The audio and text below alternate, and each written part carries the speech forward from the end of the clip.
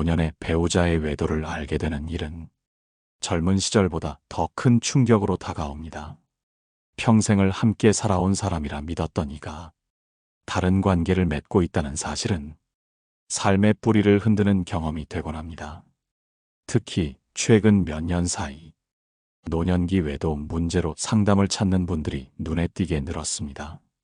이유를 들어보면 단순히 개인적인 일탈이나 충동이 아니라 노후의 생활 패턴, 역할 변화, 그리고 내면의 결핍이 겹쳐 나타나는 경우가 많습니다.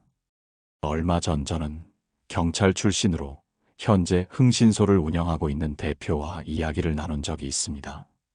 그는 수십 년간 수많은 외도 사건을 다뤄왔고 그 과정에서 외도하는 남편의 95%는 몇 가지 뚜렷한 공통점을 보인다고 단언했습니다. 그 공통점은 단순히 행동 습관이 아니라 그들의 마음과 심리 상태를 고스란히 드러내는 것이었습니다.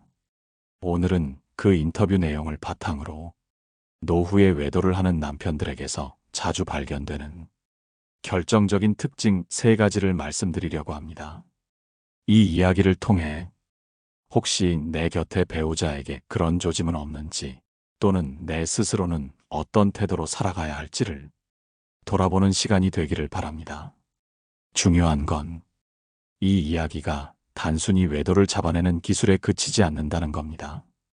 우리가 살펴볼 이 3가지 특징은 결국 건강한 관계를 오래 지키기 위해 어떻게 마음을 돌보고 어떤 습관을 지켜야 하는지를 알려주는 거울과도 같습니다. 다음에서는 그 첫 번째 특징을 구체적으로 풀어드리겠습니다. 어쩌면 이미 많은 분들이 가정에서 은근히 느껴본 변화일지도 모릅니다. 첫 번째 특징은 생활 패턴의 변화였습니다. 경찰 출신 흥신소 대표가 말하길 외도하는 남편들의 상당수가 처음에는 아주 사소한 변화로 시작한다고 했습니다. 예를 들어 퇴근 시간이 서서히 늦어지거나 회식이나 모임이 갑자기 잦아집니다. 예전에는 가족과 함께하던 주말 일정도 혼자 외출한다는 핑계로 줄어듭니다. 겉으로는 업무 때문이라고 말하지만 사실은 다른 관계에 시간을 쓰기 시작한 신호일 수 있습니다. 또한 생활 태도 자체가 달라집니다. 평소 무심했던 사람이 갑자기 외모에 신경 쓰고 옷차림이나 머리, 심지어 향수까지 챙기기 시작합니다. 건강관리 차원이다라고 둘러대지만 실제로는 새로운 시선을 의식하기 시작한 결과일 때가 많습니다. 이런 변화를 알아차린 배우자들은 처음에는 스스로를 의심합니다. 내가 괜한 생각을 하는 건 아닐까? 나이도 있는데 설마 그런 일은 없겠지. 하지만 대표는 단호하게 말했습니다. 95%는 비슷한 방식으로 변화를 보이고 그게 반복되면 외도 가능성을 배제할 수 없다고요. 여기서 중요한 건 변화를 확인했다고 곧장 의심하거나 싸움을 거는 게 아니라는 겁니다. 생활 패턴이 달라지는 이유를 차분히 지켜보고 정말 일시적인 변화인지 아니면 감추고 싶은 이유가 있는지 시간을 두고 분별하는 지혜가 필요합니다. 다음에서는 대표가 꼽은 두 번째 특징을 말씀드리겠습니다. 이 부분은 단순한 습관의 변화가 아니라 마음의 무게중심이 이동했음을 보여주는 결정적 신호라 할 수 있습니다. 두 번째 특징은 대화와 관심의 방향이 달라지는 것입니다. 흥신소 대표는 이렇게 말했습니다. 남편이 집에 있어도 마음은 집 밖을 향할 때 가장 먼저 드러나는 게 대화의 변화다. 예전에는 가족의 일상에 관심을 보이고 작은 일에도 함께 이야기하던 사람이 갑자기 대화가 짧아지고 피상적인 말만 건네게 됩니다. 아내가 하루를 어떻게 보냈는지, 자녀와 손주의 근황 같은 이야기에 시큰둥하거나 대충 넘어가는 경우가 많습니다. 반대로 집 밖 이야기에는 묘하게 활기를 띠는 경우가 있습니다. 특정 인물이나 모임에 대해 필요 이상으로 길게 이야기하거나 평소와 달리 유난히 밝은 표정을 짓기도 합니다. 겉으로는 우연처럼 보이지만 이건 마음의 무게 중심이 이미 옮겨가 있다는 신호일 수 있습니다. 더 중요한 건 이 변화가 단순한 피로 때문인지 아니면 관계의 방향이 바뀐 것인지 구분하기가 쉽지 않다는 점입니다. 대표는 강조했습니다. 대화의 줄어듦은 누구에게나 있을 수 있다. 하지만 동시에 관심이 집 밖으로 몰리기 시작한다면 그건 단순한 권태가 아니라 관계의 균형이 무너진 것이라고요. 따라서 대화가 줄어드는 순간을 그냥 지나치지 말고 왜 그런지 차분히 물어보고 서로의 감정을 확인하는 과정이 필요합니다.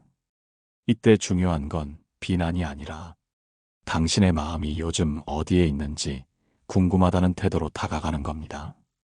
다음에서는 대표가 꼽은 세 번째 특징을 말씀드리겠습니다. 이 부분은 단순한 변화가 아니라 외도의 여부를 가늠할 수 있는 아주 직접적이고 구체적인 단서가 되기도 합니다. 세 번째 특징은 휴대폰과 개인 기기의 사용 방식이 달라지는 것입니다. 경찰 출신 흥신소 대표가 가장 자주 목격했다고 한 부분도 바로 이것이었습니다. 외도하는 남편들의 95%가 공통적으로 보이는 습관은 휴대폰을 몸에서 떼어내지 않는다는 점입니다. 집안에서도 화장실, 부엌, 잠깐의 외출까지 꼭 휴대폰을 챙기고 다니며 잠금 설정을 바꾸거나 지문, 얼굴 인식 같은 보안 기능을 새로 적용하기도 합니다. 또 하나는 통화 습관입니다.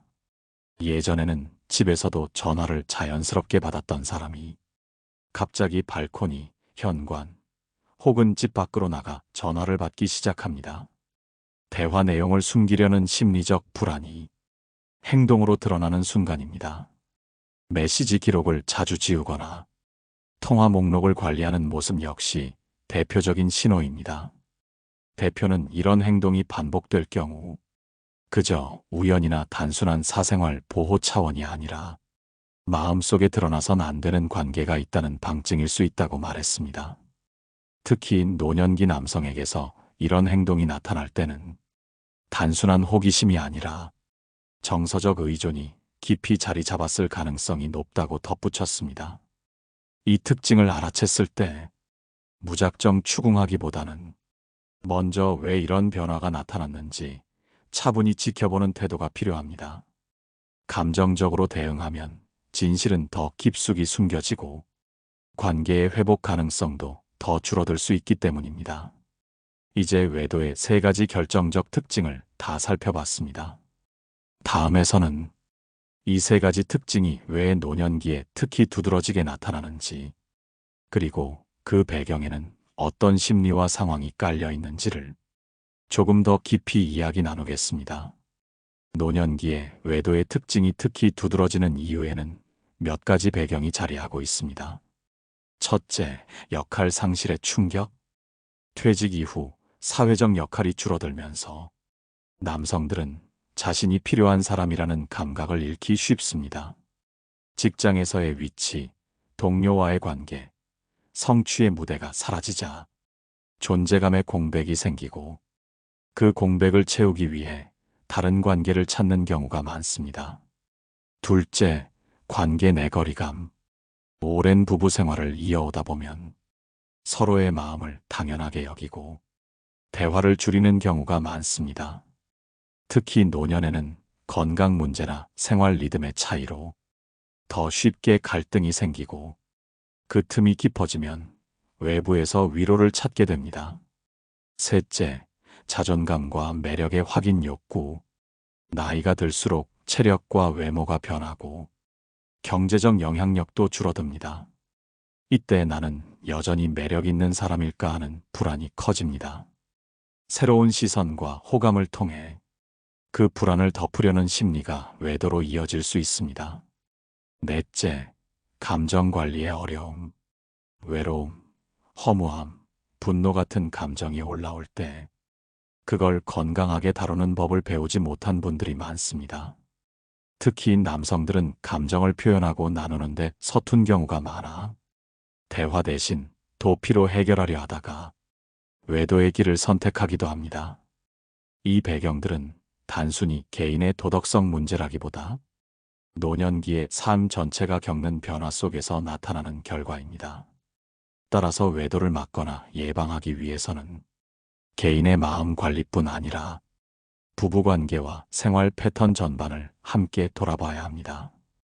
다음에서는 이런 상황에서 배우자가 어떻게 대응해야 할지, 그리고 내 삶을 지키기 위해 어떤 태도를 가져야 하는지 구체적인 조언을 나누겠습니다. 외도의 징후와 배경을 이해했다면 이제 중요한 것은 배우자로서 어떻게 대응해야 하는가입니다. 단순히 상대의 잘못을 추궁하는 데 그치면 관계는 회복보다는 파괴로 가는 경우가 많습니다.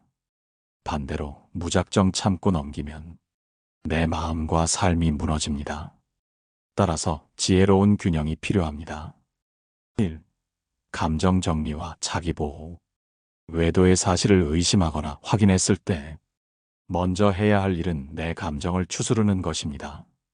충격과 분노가 클수록 상대에게 쏟아내고 싶은 말이 많지만 그렇게 하면 대화는 싸움으로만 흐릅니다.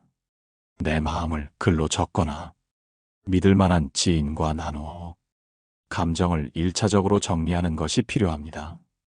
그 과정에서 내 삶을 유지하는 일상 루틴, 예를 들어 산책, 독서, 취미를 놓치지 않는 것도 중요합니다. 2. 차분한 대화 시도. 감정이 정리된 뒤에는 상대를 비난하기보다 사실과 마음을 중심으로 대화해야 합니다. 당신 요즘 왜 그래? 가 아니라 나는 요즘 당신과 거리가 멀어져 외롭다처럼 나의 감정을 드러내는 방식이 효과적입니다. 상대가 방어적으로 나오더라도 내가 지켜야 할 경계를 분명히 하는 것이 핵심입니다. 3. 전문가의 도움 활용. 노년기 외도 문제는 단순히 부부끼리의 힘만으로 해결하기 어려운 경우가 많습니다. 상담 전문가나 중재자의 도움을 받으면 불필요한 감정 소모를 줄이고 현실적인 해결 방안을 모색할 수 있습니다. 필요하다면 법률 상담도 미리 받아 내 권리를 지키는 준비를 해두는 것이 안전합니다. 4. 삶의 균형 지키기. 무엇보다 중요한 건 외도의 문제로 내 인생 전체가 무너지지 않도록 하는 겁니다.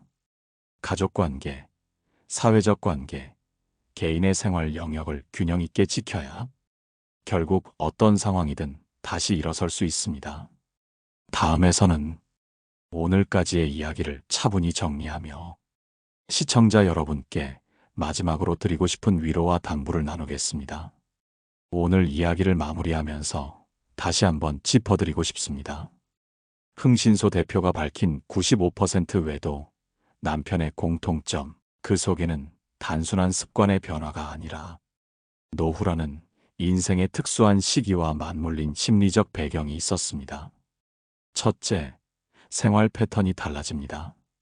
집보다 집 밖에 더 많은 시간을 두려하고 겉으로는 업무나 모임을 핑계로 삼지만 실제로는 다른 관계를 위한 시간을 확보하는 모습입니다. 둘째, 대화와 관심의 방향이 달라집니다.